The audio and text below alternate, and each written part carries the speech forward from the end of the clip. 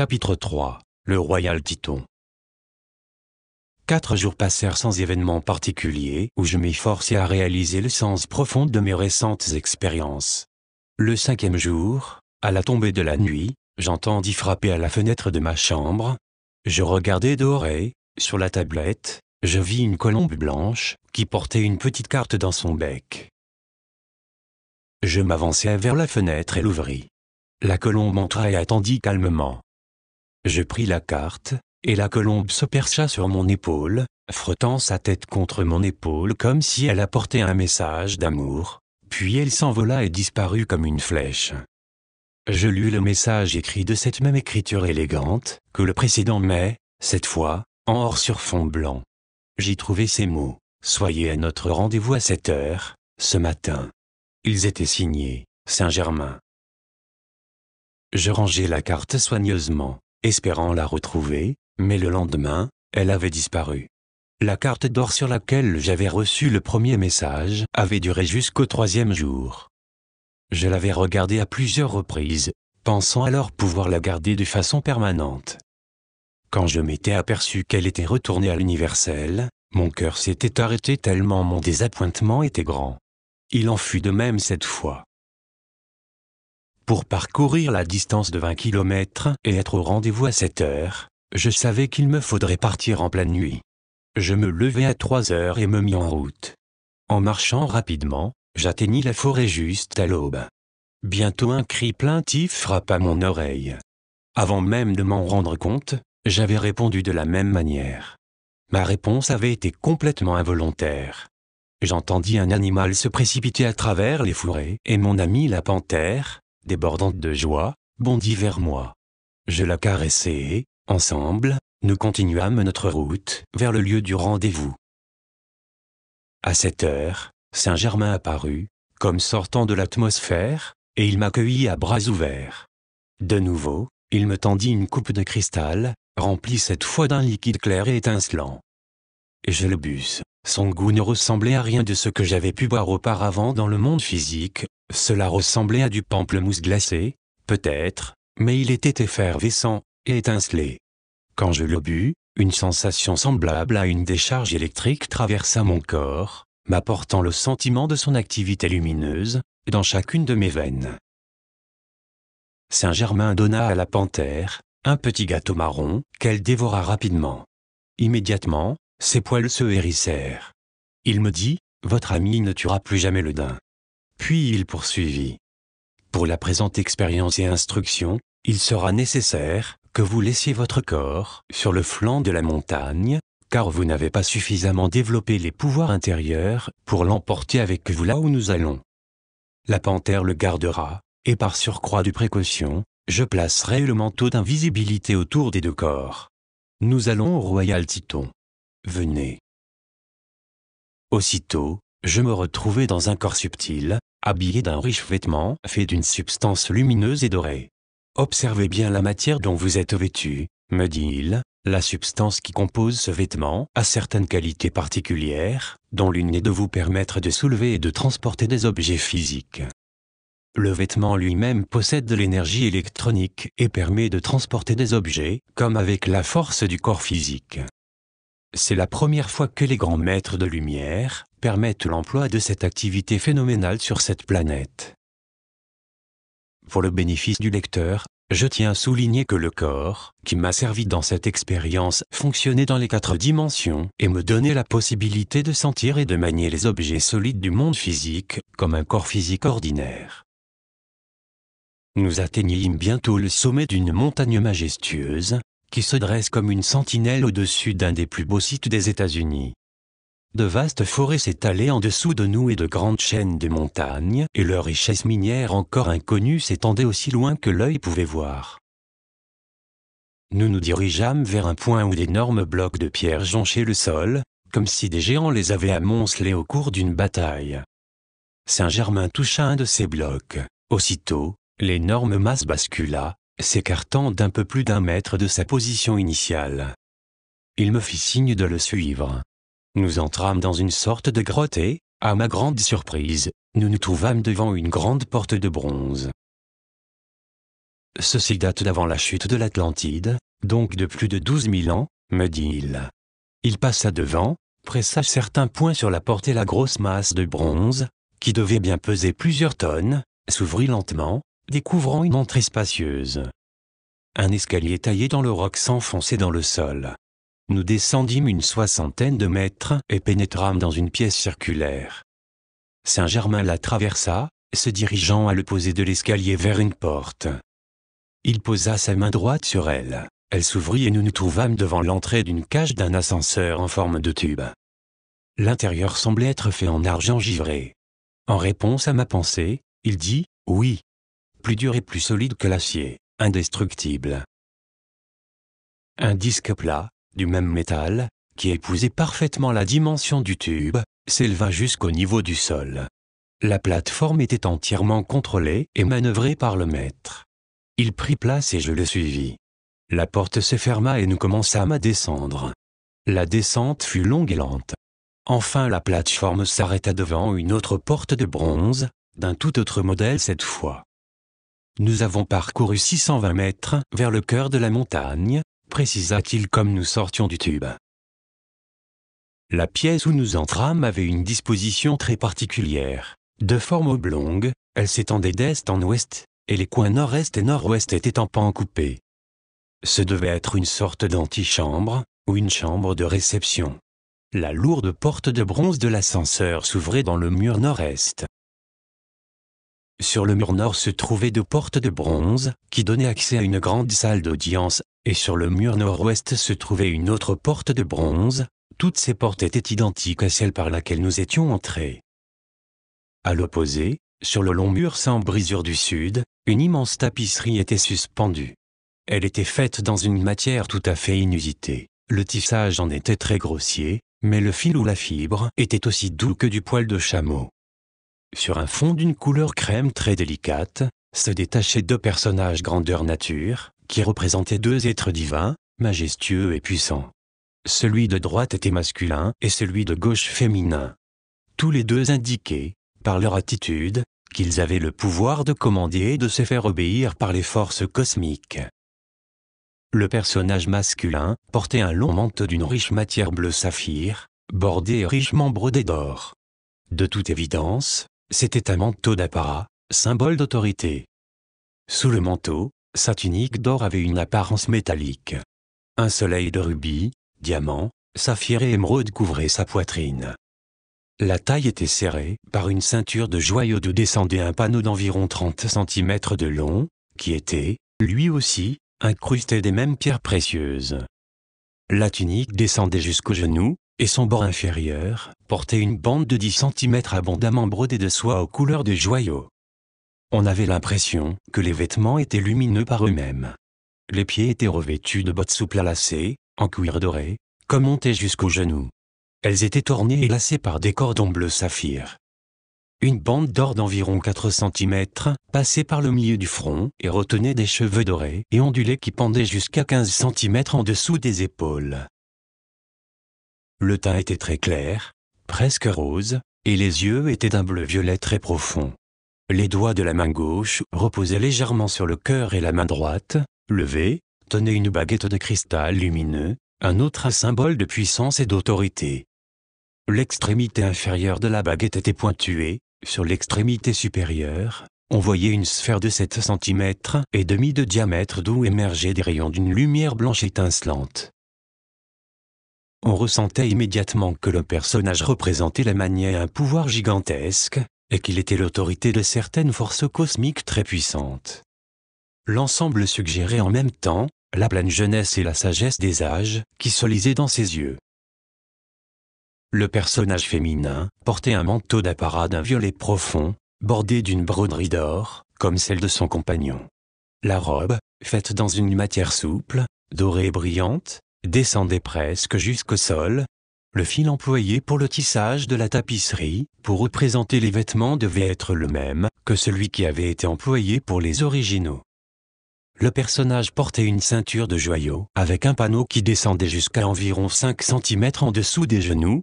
Elle était incrustée des mêmes joyaux que la ceinture du personnage masculin.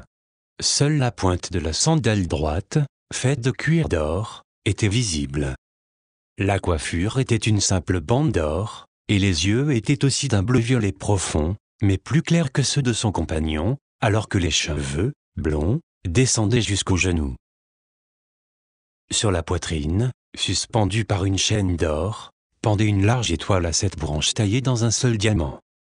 Dans la main gauche, elle tenait une sphère de cristal de 15 cm de diamètre, et dans la droite, levée comme celle de son compagnon, elle tenait un sceptre d'une forme étrange.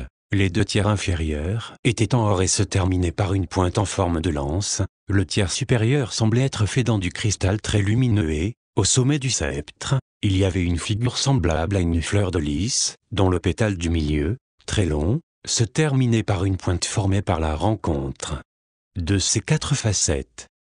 Le pétale recourbé sur la droite était d'une belle teinte rose et celui de gauche d'un beau bleu saphir profond. Celui du milieu avait la pureté du cristal, le tout était transparent et lumineux. Les portions d'or et de matière semblables au cristal se raccordaient parfaitement car il n'y avait aucune démarcation entre les 2 substances. Le sceptre symbolisait les 3 activités de la force créatrice. La sphère de cristal de la main gauche représentait, elle, la perfection non manifestée des futurs dans l'activité cosmique. Les 2 sceptres indiquaient la concentration et la direction de la force créatrice dans la substance universelle, en vue d'une manifestation déterminée. Ces êtres étaient très beaux et lumineux, même dans la tapisserie, et je me demandais comment ils pouvaient être en réalité. Saint-Germain m'attendit patiemment tout le temps que j'ai étudié cet ensemble, et j'ai été réellement fasciné par la magnificence de tout l'ouvrage. Ces 2 grands êtres sont les fondateurs de ce centre spirituel, me dit-il quand nous passâmes par la porte de bronze de droite, pour entrer dans une vaste pièce. C'était de toute évidence une salle de réunion destinée à certaines cérémonies sacrées. Toute l'atmosphère respirait le luxe et la beauté. Les mots me manquent pour apporter ce que mes yeux contemplèrent et ce que j'ai ressenti. Il me fallut quelques instants pour m'accoutumer à ce spectacle éblouissant et à toute la splendeur qui m'entourait. La pièce avait au moins 66 mètres de long, 33 mètres de large, et le plafond était haut de 16 mètres. Elle était éclairée d'une lumière blanche très douce. Saint-Germain m'expliqua que cette lumière était produite par une force omniprésente, que les maîtres utilisent comme source de lumière, de chaleur et d'énergie. Les murs latéraux et l'extrémité de la pièce étaient en onyx blanc jusqu'à une hauteur de 6 mètres, et là où cette formation cessait, les architectes avaient taillé à travers une grande veine d'or vierge d'environ 60 cm. Les murs latéraux étaient en grande partie du granit bleu clair, mais autour de l'extrémité, par où nous étions entrés, la structure naturelle se changeait en un granit rose d'une qualité encore plus belle. La surface des murs, du plafond et du sol avait été parfaitement polie, par un procédé de toute évidence remarquable. Le plafond était en plein cintre et s'élevait à 3 mètres et demi au-dessus des murs latéraux. Un motif incrusté, très original, le décorait. Au centre, on voyait un disque d'or d'au moins 4 mètres de diamètre. Au centre encore brillait une étoile à 7 branches, dont les extrémités touchaient la circonférence du disque. L'étoile était en diamant jaune, dont la masse compacte étincelait comme l'or. Autour de ce soleil central se trouvait d'abord un anneau rose, puis un anneau d'un violet intense, large de 30 cm. Ces anneaux formaient un champ de lumière très net autour de l'étoile. La lumière se détachait des fonds d'or givrés et projetait vers le bas des rayons d'une lumière cristalline étincelante. Ces disques de 60 cm de diamètre, aux couleurs de l'arc-en-ciel, étaient disposés autour du motif central, pour figurer les planètes de notre système solaire. La surface de chaque disque paraissait aussi douce que du velours et, pour les colorer, les tons les plus purs, les plus intenses, les plus positifs avaient été employés. Comme je l'appris plus tard, de puissants êtres cosmiques déversent à travers ces disques leurs puissants courants de force. Ces courants de force sont ensuite captés par les grands êtres d'amour et de lumière connus sous le nom de maîtres ascensionnés qui, à leur tour, les envoient vers l'humanité de notre Terre. Ces radiations affectent les 7 centres dans la planète, dans la vie animale et végétale, et dans chaque corps humain, par les glandes endocrines.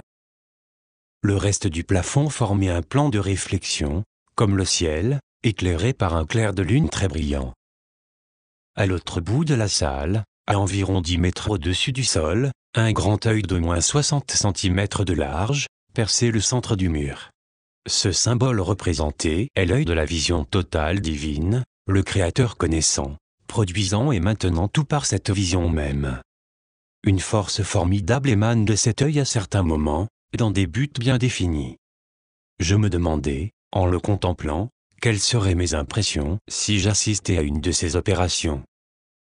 Sur le mur ouest, à environ 10 mètres du fond de la salle, et s'étendant sur une longueur de 23 mètres, et une hauteur de 10 mètres, se trouvait un panneau, fait dans une substance précipitée. Il était encastré de 5 cm dans le mur, formant une surface concave sur tout le pourtour. Il s'élevait à environ 1,60 m au-dessus du sol. Sa substance était comme un beau velours d'un bleu indigo très profond, mais ce n'était pas une étoffe. On aurait pu le comparer, plutôt, à une matière minérale. Ce n'est pas une substance en usage dans le monde extérieur de l'humanité, elle peut être et parfois précipitée par les maîtres ascensionnés dans un but très spécial. Saint-Germain m'expliqua que ce panneau était un miroir universel précipité ici pour l'instruction des initiés et des membres d'un groupe intérieur d'êtres très évolués. Ces grands êtres œuvrent sans cesse pour aider l'humanité de notre terre à devenir des hommes et des femmes parfaits, capables de manifester dans leur vie extérieure une perfection et un pouvoir identique à la souveraineté de Jésus-Christ. Il n'existe pas d'organisation extérieure de ces êtres parfaits. Ce n'est qu'en exprimant, dans sa vie une perfection analogue, en corrigeant ses faiblesses et en adorant le soi divin intérieur, que l'on peut entrer en contact et s'associer avec ceux qui servent à ce niveau élevé de réalisation. Sur cet écran, me dit Saint-Germain, les instructeurs projettent des scènes de la Terre, des enregistrements éthériques des activités sur Vénus ou de quelque autre endroit qu'ils désirent rendre visibles à leurs étudiants. Ces scènes ne sont pas seulement des images du passé et du présent, elles peuvent aussi représenter les activités d'un avenir éloigné. Vous assisterez à cela plus tard.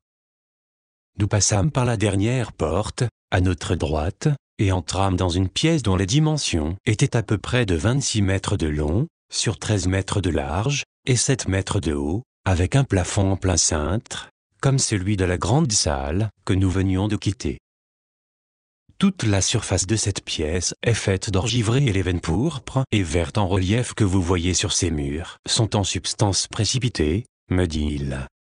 À l'extrémité opposée sur le mur latéral à notre droite, s'étendant du sol au plafond, se trouvaient des casiers d'un métal blanc qui ressemblait à de l'argent givré. Tous les casiers contenaient des boîtes du même métal qui reposaient sur des supports à billes. Des hiéroglyphes en relief sur chaque couvercle indiquaient les matières traitées dans chacun des 4 fuseaux contenus dans chaque boîte. Les fuseaux avaient au moins 25 cm de long, un ruban d'environ 20 cm de large, fait d'or laminé en alliage, avec une substance qui le rendait résistant et pliable, et mince cependant comme une feuille de papier ordinaire, était enroulée sur chaque bobine. La longueur des rubans variait de 2,5 m à 16 mètres, et chacun portait des caractères, comme gravés dans l'or avec un stylet, et si parfait qu'il ressemblait à de la cursive. Vous trouverez dans ces archives l'accomplissement de ma promesse, me dit Saint-Germain en indiquant une certaine section à l'extrémité du mur. Elles décrivent la cité, la contrée et la civilisation, qui fleurissaient jadis à l'emplacement actuel du désert du Sahara. Vous étiez alors mon fils, et j'ai été le souverain de cet empire. Cette pièce contient les archives de nombreuses contrées, et l'histoire de la naissance, comme de la chute de nombreuses civilisations. Me tendant un des rouleaux, il en détacha le lien et je constatai, à mon grand étonnement, que je pouvais en lire le contenu. Je vous rends capable de cette lecture, continua-t-il, en élevant temporairement votre conscience et en réveillant la mémoire obscurcie, l'enregistrement antérieur de vos expériences vécues. Pour connaître Dieu et son univers, il suffit d'entrer en contact avec l'enregistrement vivant de chaque forme. Toute forme contient de la vie et, dans la lumière qui en émane, se trouve l'enregistrement de tout son passé. N'importe qui peut s'entraîner à le découvrir et à les comprendre, s'il consent à donner son attention et son temps à la discipline personnelle, qui est nécessaire pour apaiser la confusion qui règne dans l'activité extérieure de son expérience journalière. ses archives éternelles sont indélébiles. Dans des temps anciens, l'humanité manifestait la perfection complète. Cet état primordial de la race est mentionné comme le Jardin d'Éden, ou Édom, qui signifie sagesse divine. Lorsque l'humanité dirigea exclusivement, et consciemment, son attention sur le monde physique des sens, la divine sagesse ou activité omnisciente de la conscience s'estompa, et le plan divin cosmique de la vie individuelle fut submergé. La perfection, et le contrôle conscient de l'humanité sur toute forme furent oubliés et disparurent. L'homme devint conscient de ses sens au lieu d'être conscient de sa divinité, et il produisit cela qui était l'objet de son attention et de sa pensée constante. Délibérément, et consciemment, il tourna le dos au pouvoir et à la perfection, dont le Père l'avait gratifié au commencement. Il créa ses propres expériences, marquées par la carence, les limitations, et la discorde, de tous ordres. Il s'identifia avec la partie au lieu du tout et, naturellement, l'imperfection en résultat. Toute imperfection dans l'humanité est le résultat du mauvais usage que fait l'individu de son attribut divin, le libre arbitre. Il s'oblige à vivre au milieu de ses propres créations jusqu'à ce que, par décision délibérée de l'activité extérieure de son mental, il dirige à nouveau son regard vers son origine royale, Dieu, la source de tout. Alors l'homme se rappelle ce qu'il fut et peut le redevenir à condition de diriger son regard vers son archétype. Ce que vous lisez dans ces rouleaux décrit la vie et le peuple d'il y a 70 000 ans, comme vous les avez vus récemment. Au cours de nombreuses vies, qui ne vous ont pas encore été révélées, vous avez beaucoup coopéré à la production de ces enregistrements. Nous traversâmes la salle du conseil et entrâmes par la porte opposée dans une pièce semblable, par les dimensions, à celle que nous venions de quitter. 2 pièces plus petites lui étaient contiguës au mur nord. Dans la pièce la plus grande, couvrant presque entièrement les murs, on trouvait les mêmes compartiments de métal et les mêmes boîtes.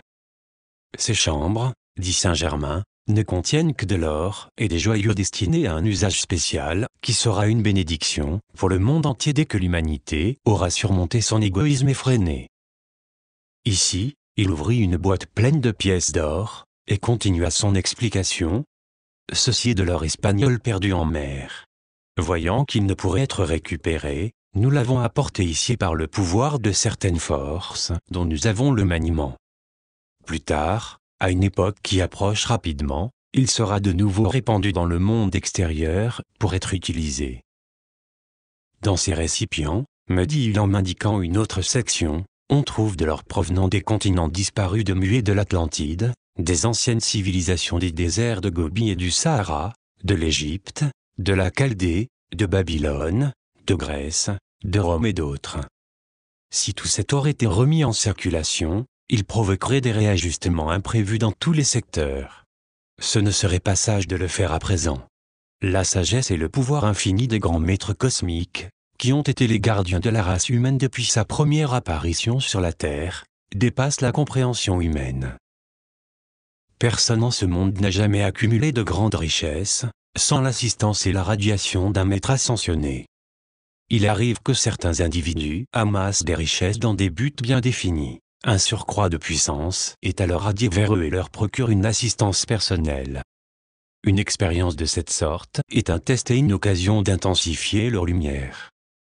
Toute prestation exceptionnelle dans l'activité humaine est toujours atteinte grâce à l'amour, la sagesse et le pouvoir surhumain d'un maître ascensionné qui a dépassé toutes les limitations du monde physique.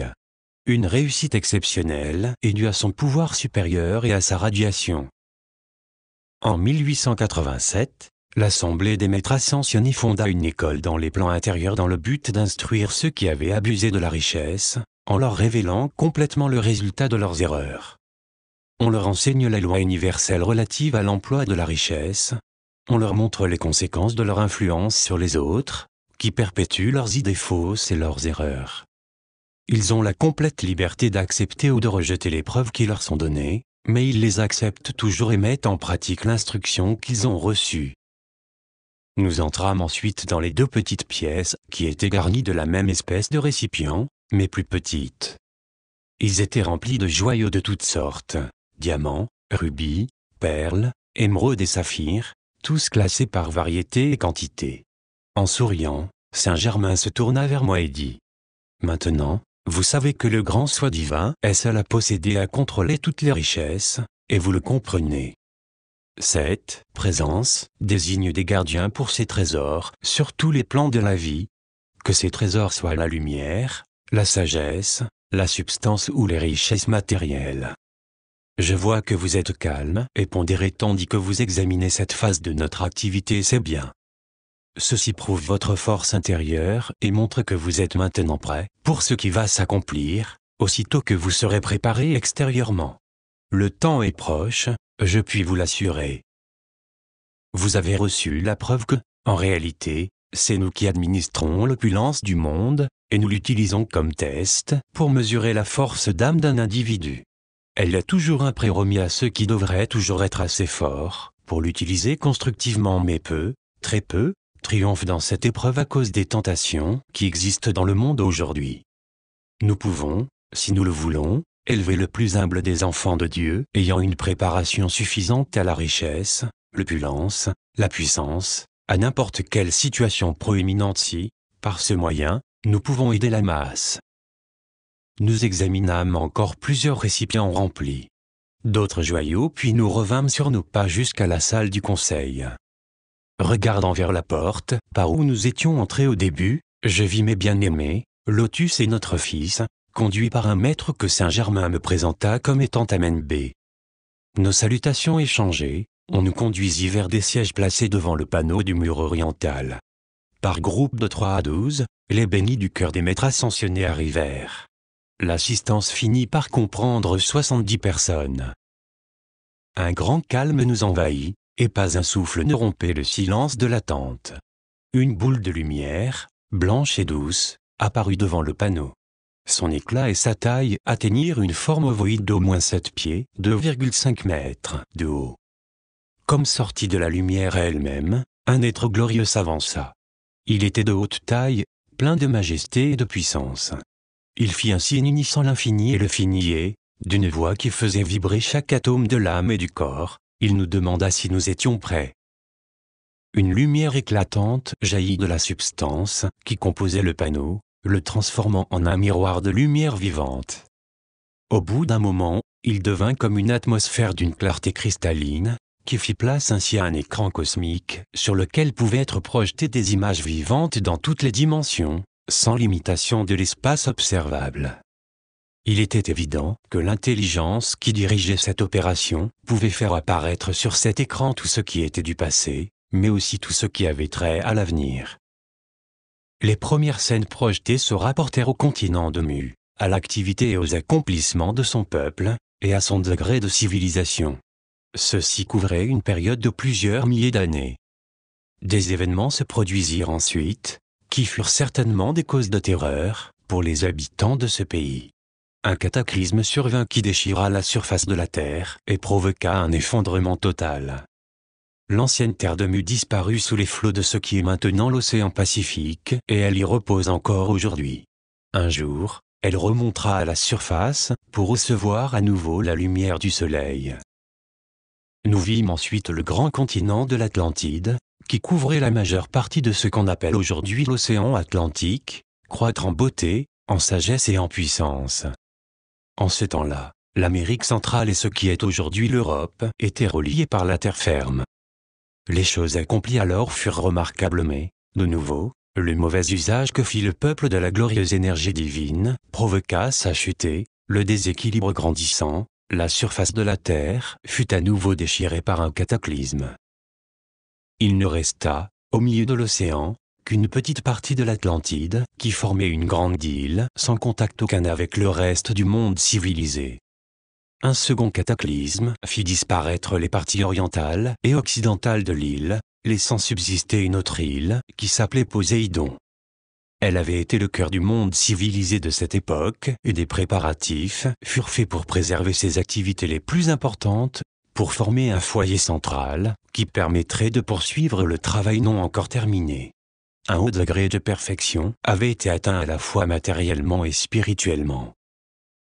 Dans ce cycle, le développement mécanique connut un grand essor, et l'une de ses plus remarquables expressions fut sa navigation aérienne.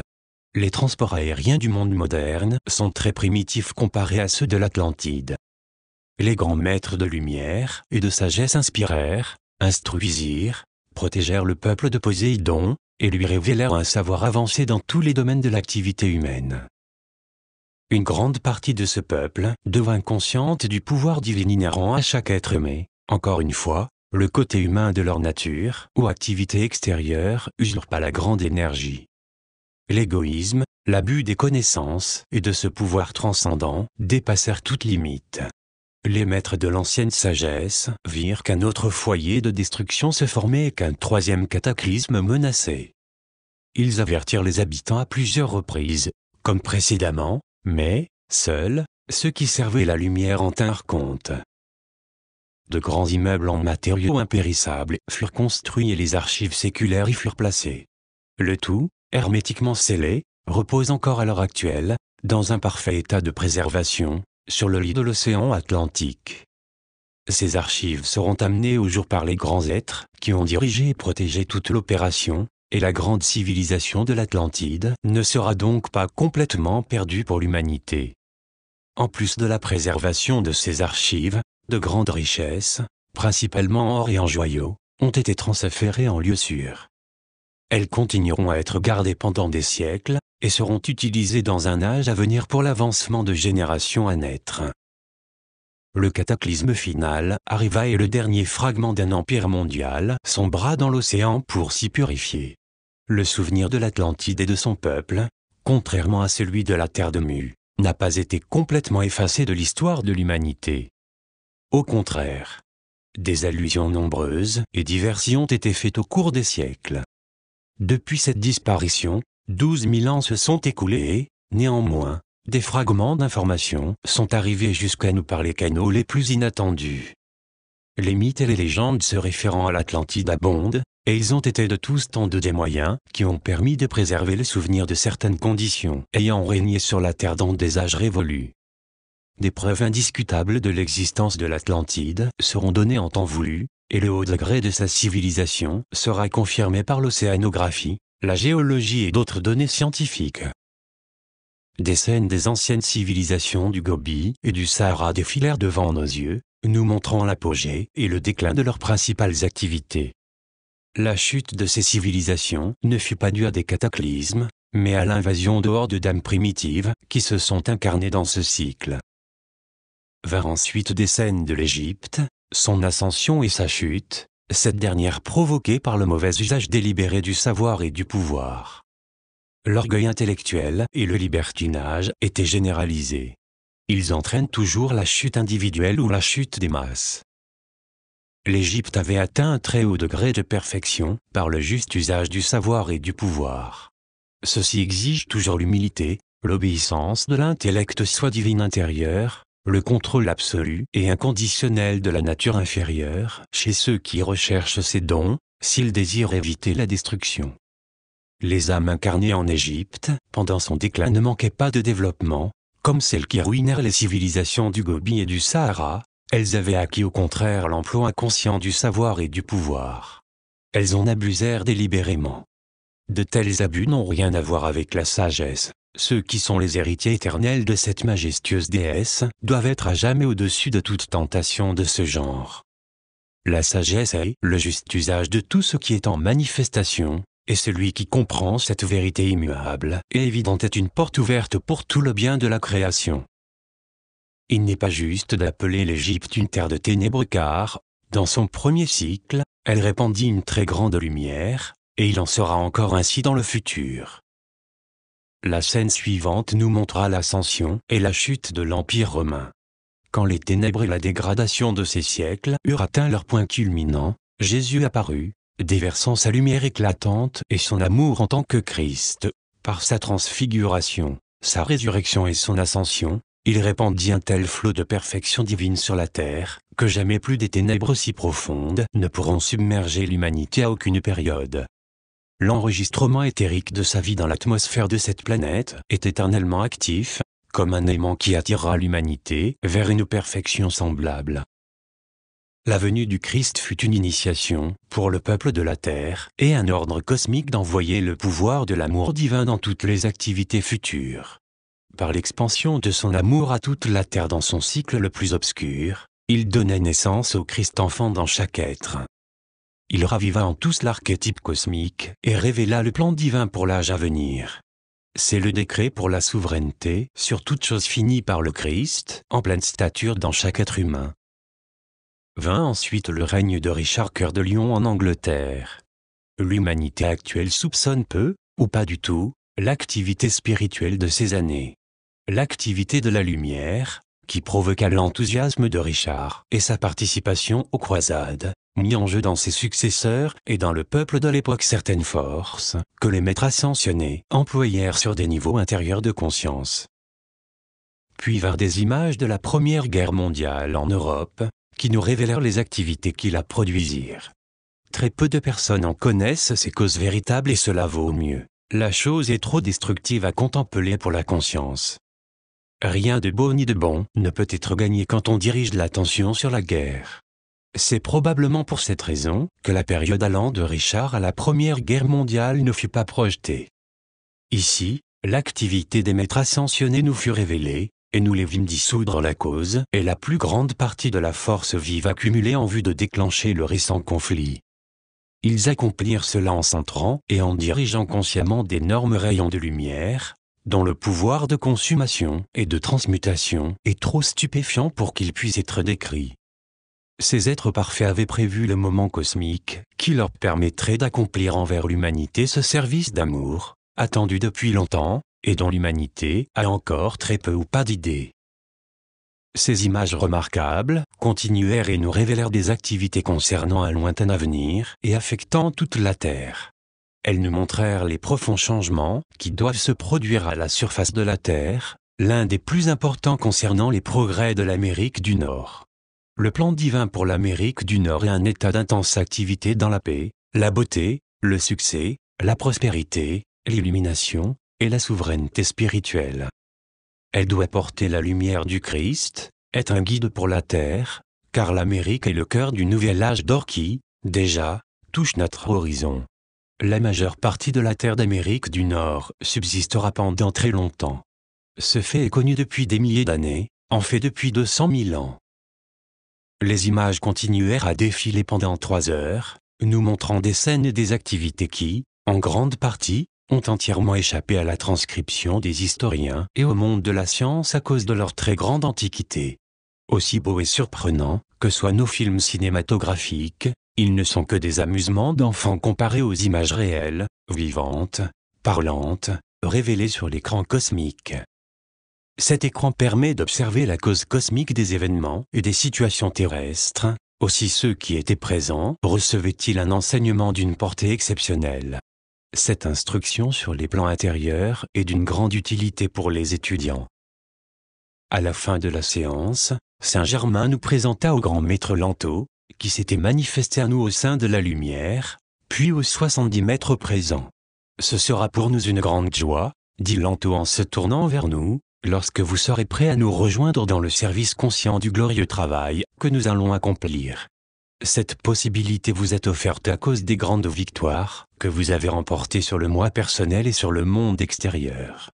Le temps est proche où vous aurez le privilège de constater combien ces victoires sont importantes. Chaque jour, acceptez totalement la glorieuse présence active de Dieu en vous et vous ne connaîtrez aucun échec. Celui qui cherche sincèrement la lumière est toujours connu des maîtres ascensionnés. Au jour de l'an, nous nous rencontrerons à nouveau. Nous aurons ici 12 invités de Vénus, c'est notre désir que vous soyez présents. Saint-Germain et Amenbe seront vos mentors. Il leva la main. Tous se turent et reçurent la bénédiction d'amour de Lanto avant de retourner à leurs champs respectifs de service. La plupart disparurent en quelques instants, les autres s'en allèrent par l'ascenseur. Mes chers enfants, je vois que vous avez oublié l'heure. Il y a maintenant 3 heures du matin, remarqua Saint-Germain, et il se tourna vers Lotus et notre fils pour leur dire au revoir. Ils m'embrassèrent et se dirigèrent vers le hall d'entrée alors que nous prenions la porte de droite. « Je désire vous montrer autre chose encore avant que nous ne partions, me dit-il. Tenez. Voici un ensemble d'instruments de musique tout à fait inusités, et qui sont utilisés dans un but spécial. Ils ont été construits, en effet, de façon à posséder un timbre particulier que nous utilisons pour notre travail. Il se dirigea vers le clavier d'un orgue et continua. Voici ce qui vous paraît être un orgue sans tuyaux, mais les tuyaux, qui sont beaucoup plus petits qu'à l'accoutumée, sont dissimulés dans l'orgue. Le timbre de cet instrument est supérieur à tout ce que la Terre connaît jusqu'ici dans l'ordre musical. Cet instrument sera utilisé dans le monde extérieur dès que le nouvel âge d'or se déploiera. Nous examinâmes 4 harpes merveilleuses, légèrement plus grandes que celles dont nous nous servons dans le monde d'aujourd'hui. Saint-Germain s'assit près de l'une d'elles et toucha quelques cordes, nous donnant ainsi une idée de leur timbre. Cela me parut être la musique la plus merveilleuse que j'ai jamais entendue. Cette harpe est une surprise en réserve, pour notre bien-aimé Lotus, dit-il, car la veille du jour de l'an, dans ce centre, vous entendrez ces 4 harpes jouées par d'éminents artistes. Nous achevâmes d'inspecter la pièce et sortîmes par la porte du mur nord-ouest. Ensuite, au lieu de nous faire sortir du centre comme nous y étions entrés, Saint-Germain ouvrit une petite porte sur la gauche, et nous passâmes par un tunnel, dont les murs étincelaient comme une formation cristalline. Ils s'éclairèrent par la lumière blanche qu'il avait l'habitude de produire en agissant sur la substance électronique autour de lui. Nous marchâmes rapidement et arrivâmes par le tunnel à une porte de bronze qui s'ouvrit à son toucher. Nous nous retrouvâmes sous le ciel étoilé. Pendant un instant, nous restâmes en parfait silence, puis nous nous élevâmes à quelques 500 pieds au-dessus du sol, 165 mètres, et voyageâmes rapidement à travers l'espace. En quelques instants nous nous retrouvâmes auprès de mon corps physique, toujours gardé par la panthère, sur la pente du mont Shasta. J'avais été absent 22 heures et, lorsque je levai les yeux, je vis l'aube pointer juste au-dessus de l'horizon. « Voici votre déjeuner », annonçait Saint-Germain, et il me tendit la coupe de cristal, qui contenait un liquide effervescent d'une blancheur opaline. Ce breuvage est à la fois fortifiant et rafraîchissant, et vous allez jouir de votre marche matinale. Votre corps a besoin de mouvement et d'exercice. Je sens un trouble dans votre esprit, ou du moins un manque de clarté dans votre conscience. Oui, répondis-je, un certain sujet retient mon attention depuis quelque temps. Il s'agit de la visualisation. Qu'est-ce que la véritable visualisation et que se passe-t-il quand on visualise? La véritable visualisation est un don, un attribut de Dieu. C'est le pouvoir de la vision agissant dans l'intelligence de l'homme. Quand on se représente en esprit, consciemment, un désir que l'on voudrait voir comblé, on emploie l'un des plus puissants moyens qu'il soit donné à l'homme pour amener son désir dans sa visible et tangible réalité. Il existe beaucoup de confusion et d'incertitude dans la plupart des esprits au sujet de la visualisation. Tout d'abord, soyons certains qu'aucune forme ne fut jamais réalisée nulle part dans l'univers, sans que quelqu'un en ait consciemment créé et maintenu l'image dans sa pensée. Chaque pensée contient une image de l'idée dont elle procède. Même une idée abstraite contient une image spéciale, ou du moins l'image du concept mental que quelqu'un s'en est créé. Je veux vous donner un exercice par lequel vous pouvez développer consciemment, contrôler et diriger vos visualisations en vue d'un accomplissement déterminé. Il y a plusieurs phases dans cette méthode que chaque étudiant pourra employer en tout temps et en tous lieux. Ce procédé amène des résultats visibles et tangibles quand il est réellement appliqué. La première phase consiste à se fixer, à s'établir d'une façon déterminée sur un plan nettement arrêté ou un désir à réaliser. Dans ceci, voyez toujours que ce soit dans un but constructif, honorable, digne de votre temps et de vos efforts. Examinez scrupuleusement votre mobile avant d'amener une telle création à sa réalisation. Votre but doit être honnête à la fois envers vous-même et envers autrui. Il ne faut pas qu'il soit un caprice, une fantaisie, une lubie, ou simplement la satisfaction d'un appétit d'essence physique. Rappelez-vous qu'il y a une grande différence entre l'usage, le désir et l'appétit. L'usage est l'exécution, l'accomplissement de la grande loi universelle du service. Le désir est l'expansion, l'épanouissement de l'activité divine à travers laquelle la manifestation de Dieu est constamment soutenue et atteint sa perfection. L'appétit est seulement une habitude établie par la continuelle satisfaction de nos désirs physiques, et c'est seulement de l'énergie concentrée et qualifiée par des suggestions du monde extérieur, par le moi, la personnalité. Soyez certain, aussi, de ne pas cacher un sentiment intérieur qui vous ferait vous réjouir d'un bénéfice aux dépens d'autrui. Un véritable étudiant, le seul qui aura un résultat tangible par cette méthode, prend les rênes dans ses mains et détermine, décide, décrète de discipliner, de contrôler consciemment son « moi humain ». Il choisit ce qui doit être ou ne pas être dans sa sphère d'action et, par le processus de visualisation, dans sa pensée, il dessine l'image d'un plan de vie déterminé, le maintient dans son mental et l'amène en manifestation. La deuxième phase consiste à exprimer votre plan avec des mots, aussi clairement et d'une manière aussi concise que possible. Écrivez-le. Ainsi vous faites un enregistrement de votre désir dans le monde visible et tangible. La troisième phase consiste à fermer les yeux, à évoquer en pensée une image mentale de votre désir ou de votre plan, dans son accomplissement, sa réalisation, sa parfaite condition et activité. Méditez le fait qu'il vous est possible de créer et de voir une image en pensée. Ayez conscience que cela est l'attribut de Dieu, son pouvoir de vision agissant par vous. Acceptez que votre pouvoir d'imagination n'est autre que l'omniscience divine agissant par vous. L'activité de la vision et le pouvoir de créer sont les attributs de votre soi divin, que vous percevez et sentez en vous-même à chaque instant. La vie et le pouvoir divin sont en action dans votre conscience afin de propulser dans votre entourage l'image dont vous gardez la vision et le sentiment vivant en vous. Rappelez constamment à votre intellect que le pouvoir de l'imagination est un attribut divin, c'est le pouvoir de la vision.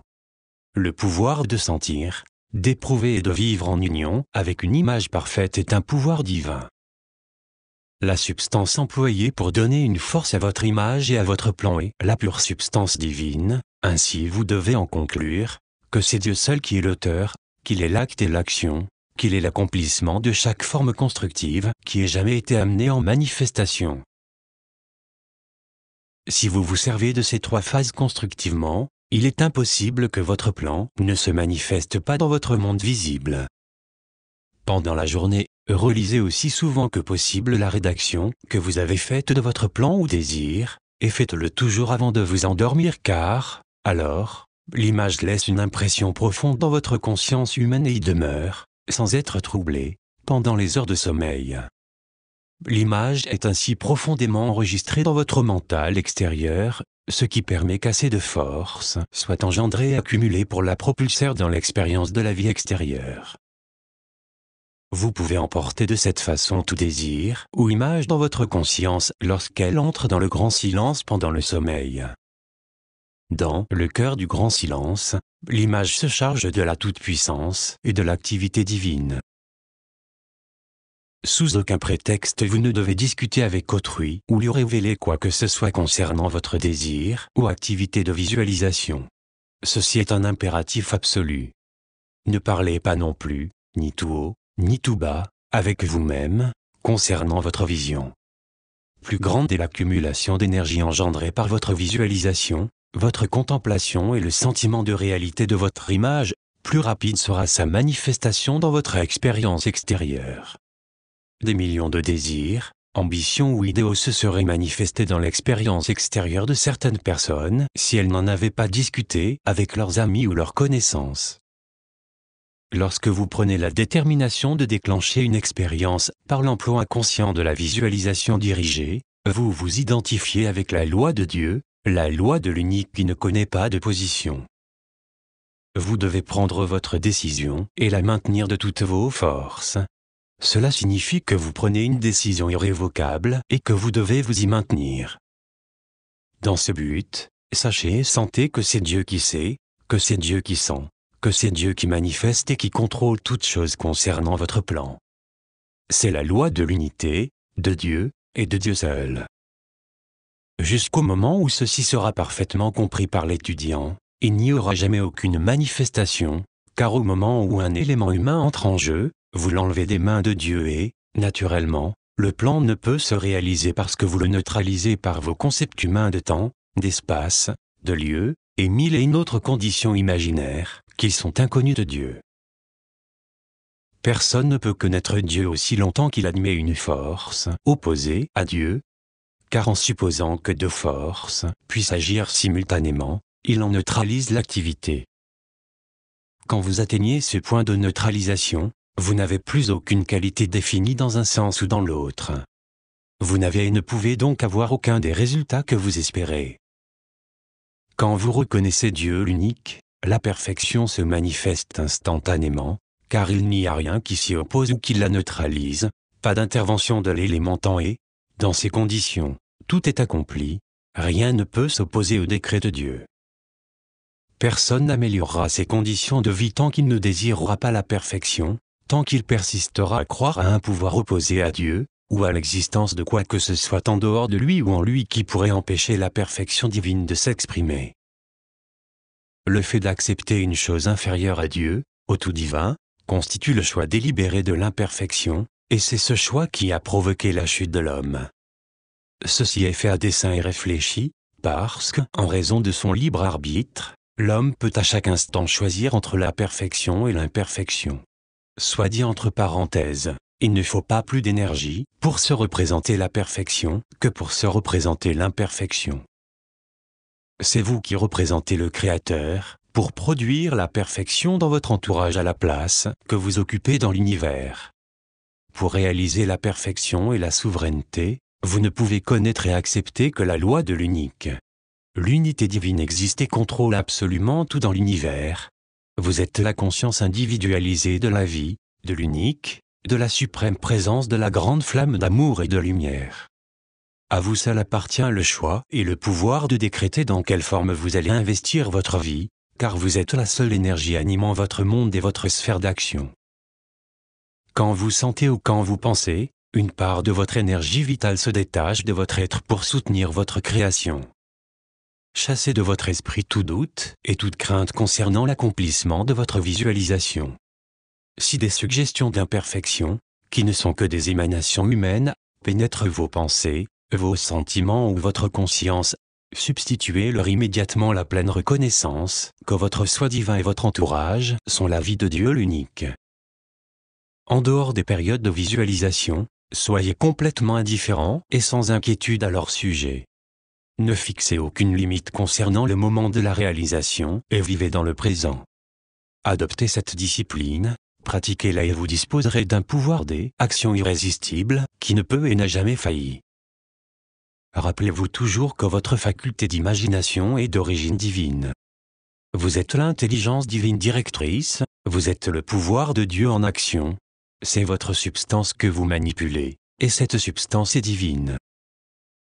Quand vous aurez compris cela et médité profondément et fréquemment sur le sujet, tout dans l'univers se précipitera pour combler votre désir, pour exécuter votre ordre, pour produire la manifestation désirée, car elle est entièrement constructive et en accord avec le plan divin original pour toute vie autoconsciente.